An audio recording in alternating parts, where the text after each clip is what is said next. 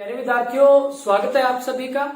आइए देखते हैं कक्षा 10 गणित अध्याय 7 जिसका नाम है निर्देशांक ज्यामिति, उसके कुछ महत्वपूर्ण ऑब्जेक्टिव टाइप क्वेश्चंस।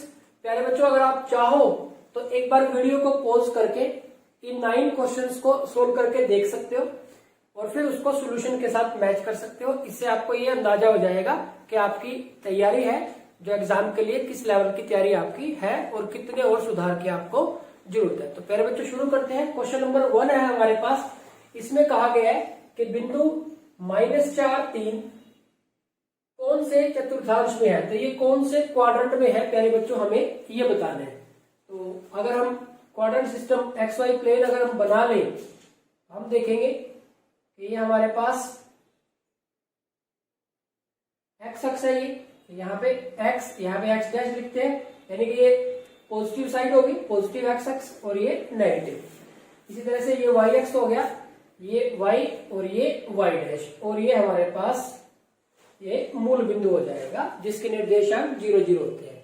तो प्यारे बच्चों यहाँ पे देखो x प्लस है, y भी प्लस है, तो यहाँ पे जो भी पॉइंट होंगे वो दोनों ही x निर्देशांक और y निर्देशांक दोनों कैसे होंगे, प्लस के। अब यहाँ पे क्या अगर बात करें, देखो x तो माइनस का है और y प्लस का है, तो ये माइनस और प्लस, तो यहाँ पे जो पॉइंट होंगे वो x निर्देशांक माइनस का होगा और y निर्देशांक प्लस।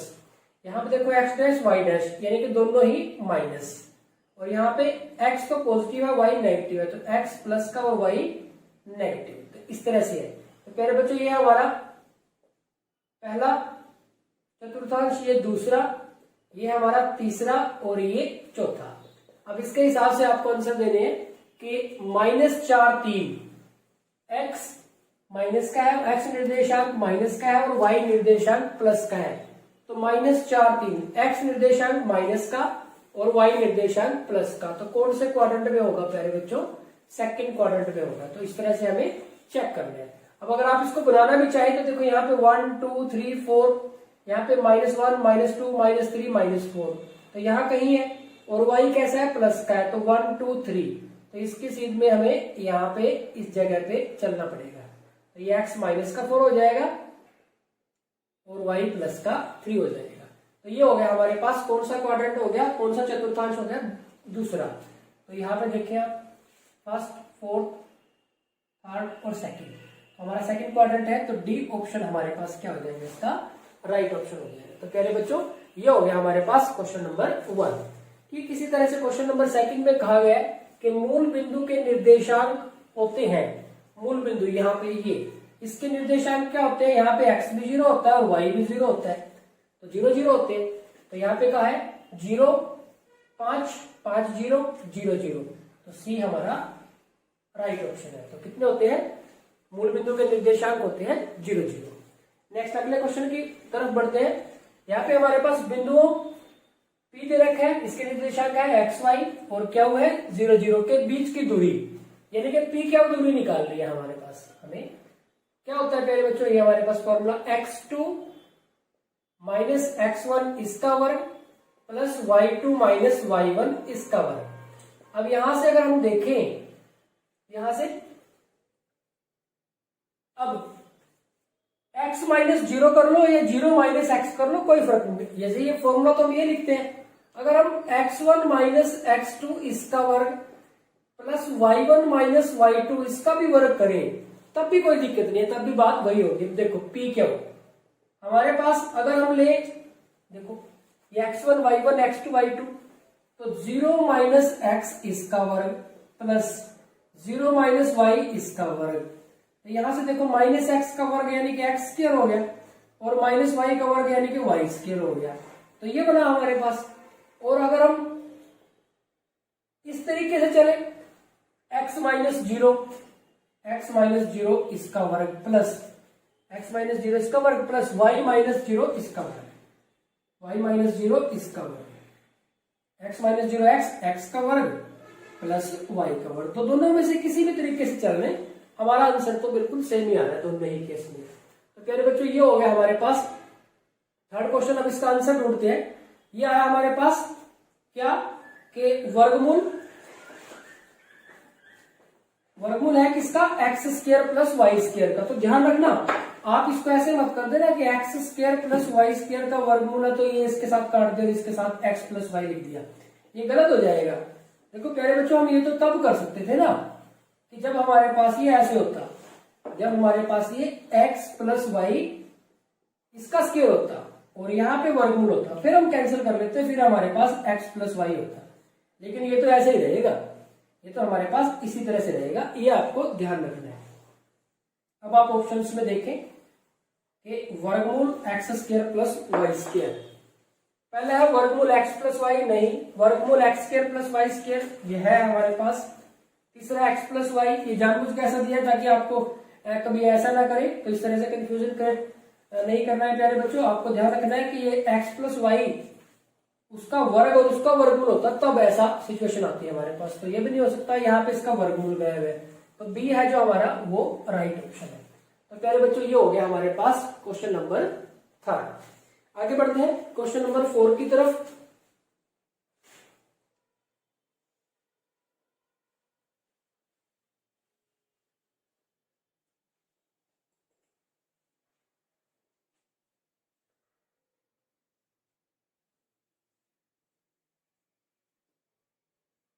यहाँ पे हम थोड़ी जगह बना लेते हैं क्योंकि हमारे 3 क्वेश्चन कंप्लीट हो चुके हैं।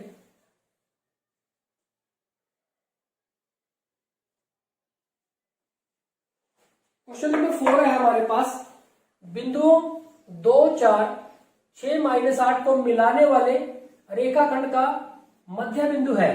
तो प्यारे बच्चों, हमें क्या करना है, मध्य बिंदु सूत्र लगाना है। तो यानी कि अगर हमारे पास P और Q 2 पॉइंट है, x1 y1 और x2 y2 और M मध्य बिंदु है, तो M बिंदु के निर्देशांक क्या होंगे, M बिंदु के निर्देशांक क्या होगा मेरे बच्चों, x1 प्लस x2 बटे में 2 और y1 प्लस y2 बटे में 2। तो ये हमारे पास उत्तर होता है मध्य बिंदु सूत्र। अब आपको तो देखो क्या करना है, ऑब्जेक्टिव टाइप क्वेश्चन है, ब्लैंक के रूप में आपको फिल करना है ये। तो आपको तो सीधी सी बात है, क्या करना है, फॉर्मूला अपना माइंड में सोच लो। तो ये x1 y1 x2 y2, 2 और 6 8, 8 बटे में 2 कितना आ जाएगा, 4 आ जाएगा। और 4 और -8, 4 और -8 को जोड़ेंगे तो -4 बनेगा, -4 के बटे में 2 कितना आ जाएगा, -2।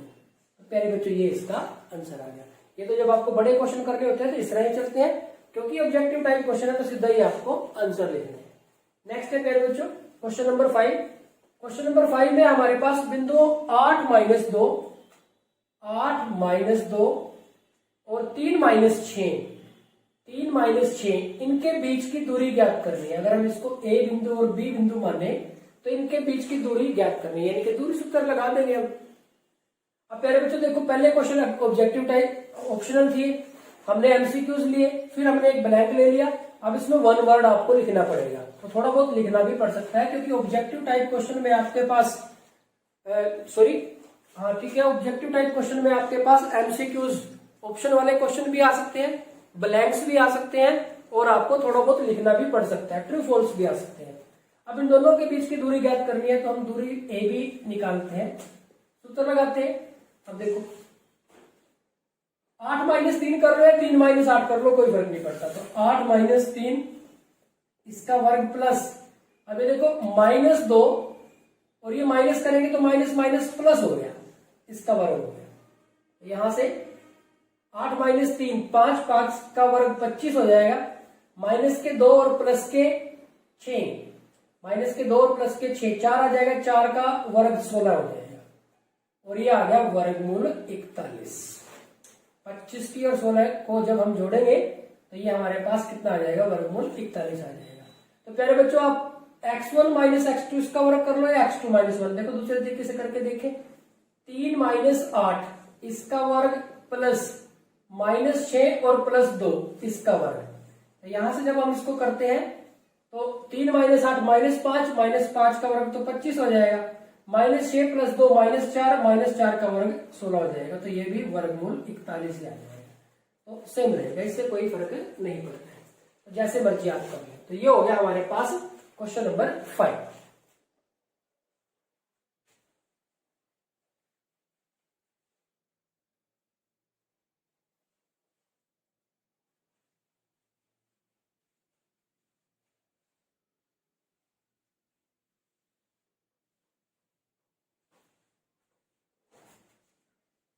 पहले बच्चों देखते हैं क्वेश्चन नंबर 6। क्वेश्चन नंबर 6 में कहा गया कि बिंदुओं 7, 6 और 3, 7 को मिलाने वाले रेखाखंड के मध्य बिंदु का y निर्देशांक होगा। मध्य बिंदु का y निर्देशांक, पहले बच्चों इसका मध्य बिंदु देखो क्या बनेगा। 7 और 3 10 बटे में 2 5 और 6 और 7 13 बटे में 2 यानी कि 13 बटे 2 लिख दिया। तो x निर्देशांक तो 5 आ गया और y निर्देशांक 13 बटे 2 आ गया। अब y निर्देशांक पूछा है तो ये 13 बटे 2 इसका आंसर आ जाएगा। अब देखो 5 है, 6 है, 7 है और 6.5 है। अब देखो 13 बटे 2 6.5 यही होगा ना हमारे पास। जब इसको हम 2 से भाग कर देंगे 13 को तो 6.5 आ जाएगा, यानी कि डी हमारे पास राइट ऑप्शन है। अगर इसको दशमलव में लिखेंगे तो 5 और 6.5 आ जाएगा। तो प्यारे बच्चों ये हो गया हमारे पास क्वेश्चन नंबर 6। नेक्स्ट है हमारे पास क्वेश्चन नंबर 7। इसमें कहा गया निम्न में से कौन सा बिंदु x अक्ष पर स्थित है। तो प्यारे बच्चों अगर हम एक्स वाई प्लेन बनाए, कार्तीय तल अगर हम बनाए तो ये x, यहाँ पे x डैश y डैश और ये मूल बिंदु। तो प्यारे बच्चों x अक्ष पे कहीं भी कोई भी पॉइंट हो उसका y निर्देशांक 0 होगा, ये आपने ध्यान रखना है। x अक्ष पे कोई भी पॉइंट ऐसा होगा, x अक्ष पे कोई भी पॉइंट a0 इस टाइप का होगा। a का मान बदलता रहेगा, इधर उधर होता रहेगा। a प्लस का होगा तो इधर आ जाएगा, a माइनस का होगा तो इधर आ जाएगा, a0 होगा तो ये मूल बिंदु बन जाएगा। लेकिन x अक्ष पे कोई भी पॉइंट ऐसा होगा उसका y निर्देशांक 0 होगा। ठीक इसी तरह से y अक्ष पे कोई भी पॉइंट पे जो x निर्देशांक है वो 0 होगा और ये ऐसा होगा, यानी कि y प्लस का हो तो ऊपर की तरफ, ऐसे इनमें से हो सकता कोई ना कोई। y अगर माइनस का हो तो नीचे आ जाएगा, लेकिन रहेगा वो y अक्ष पे। अब उसने कहा है कि निम्न में से कौन सा बिंदु x अक्ष पर स्थित नहीं है। x अक्ष पे कौन सा स्थित होता है, जिसका y निर्देशांक 0 होता है। अब देखो इसका y निर्देशांक 0 ठीक है, x निर्देशांक कुछ भी हो, y निर्देशांक 0 होना चाहिए तो वो x अक्ष पे होगा। इसका भी y निर्देशांक 0, इसका भी y निर्देशांक 0। देखो ये जो 0 0 यानी कि मूल बिंदु, ये तो x अक्ष पे भी है, y अक्ष पे भी है, यानी कि x अक्ष पे तो है। यहाँ पे देखो y निर्देशांक कितना हो गया, 7 होगा, यानी कि ये x अक्ष पे नहीं हो सकता, ये कहाँ पे होगा, y अक्ष पे होगा, क्योंकि x निर्देशांक 0 हो रहा है यहाँ पे। तो हमें तो सिर्फ इतनी बात थी कि x अक्ष पर कौन सा स्थित नहीं है। कौन सा स्थित होता है, जिसका y निर्देशांक 0 होता है। इनका 0 है, इसका नहीं है, यानी कि ये x अक्ष पे स्थित नहीं है। तो प्यारे बच्चों ये हो गया हमारे पास क्वेश्चन नंबर 7। आगे बढ़ते हैं क्वेश्चन नंबर 8 की तरफ। इसमें कहा गया निम्न में से कौन सा बिंदु y अक्ष पर स्थित है। अब की बार पहले तो क्या था, स्थित नहीं है, अब की बार क्या लिया, स्थित है। तो कोई भी बिंदु अगर y अक्ष पे होगा तो उसका x निर्देशांक 0 होगा। अब यहाँ पे देखो x निर्देशांक 0 है तो पक्का ये y अक्ष पे होगा। और देखते हैं इसका x निर्देशांक 0 नहीं है, यानी कि ये y अक्ष पे नहीं होगा। इसका भी x निर्देशांक 0 नहीं है तो ये भी y अक्ष पे नहीं होगा। इसका भी x निर्देशांक 0 नहीं है तो ये भी y अक्ष पे नहीं होगा। y अक्ष पे होने के लिए क्या कंडीशन है, x निर्देशांक 0 होना चाहिए, वो एक में ही है, तो यही हमारा वो बिंदु है जो y अक्ष पे स्थित है। नेक्स्ट है प्यारे बच्चों अगला क्वेश्चन है कि उस बिंदु के निर्देशांक जो बिंदुओं -1 7 और 4 -3 को मिलाने वाले रेखाखंड को 2:3 में विभाजित करता है। तो विभाजन सूत्र लगाना पड़ेगा हमें। यहाँ पे हमारे पास दो बिंदु दिए हुए हैं, क्या क्या, -1 और 7, और दूसरा है हमारे पास 4 और -3, 4 और -3, 4 और -3। तो यहाँ पे ये P, ये Q और ये R हो गया। कहीं पे किस अनुपात में विभाजित करता है, 2:3 में। थोड़ा सा R को इधर कर लो, इससे कोई फर्क तो पड़ता नहीं, बस ये है कि भाई इधर 2, ये 2 अनुपात और ये 3 अनुपात। तो विभाजन सूत्र क्या कहता है, R बिंदु के निर्देशांक क्या बनेंगे, R बिंदु के निर्देशांक क्या होता है हमारे पास फॉर्मूला, m1x2 प्लस m2x1 बटे में m1 प्लस m2, इसी तरह से m1y2 plus m2y1 divide by m1 plus m2। अब यहां से देखो हमारे पास x1 का मान है -1, y1 का मान है 7, x2 का मान है 4 और y2 का मान है -3। ये x1, y1, x2, y2 और m1 का मान है 2 और m2 का मान है 3, m1 और ये m2। अब इसके लिए हमें सोल्व करना है। अब प्यारे बच्चों देखो m1 x2, m1 की वैल्यू है 2 और x2 की वैल्यू है 4। तो 2 की और 4 की जब हम मल्टीप्लाई करेंगे तो ये 8 हो जाएगा, गुना करेंगे तो। और m2 है 3 और x1 है -1, तो 3 की और -1 की करेंगे तो -3 आ गया। डिवाइड बाय m1 की वैल्यू है 2 और m2 की वैल्यू है 3, 2 प्लस 3 कितना हो जाएगा 5 हो जाएगा, क्योंकि हमें तो शॉर्ट में ही करना है ना ये। और ठीक इसी तरह से m1y2